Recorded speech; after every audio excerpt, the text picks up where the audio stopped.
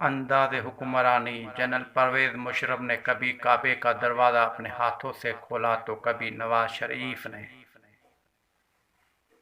اور کبھی عمران خان ننگے پیر مدینے کے سڑکوں پر چلے، مگر سلطان صلاح الدین ایوبی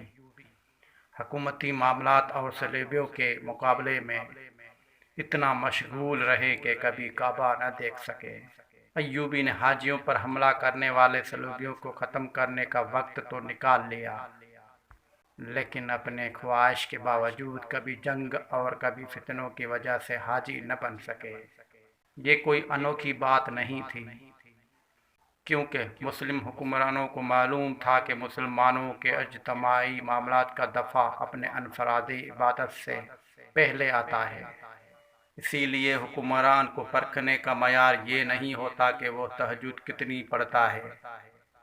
یا کعبے کے دروازے اس کے لیے کتنی بار کھولے گئے،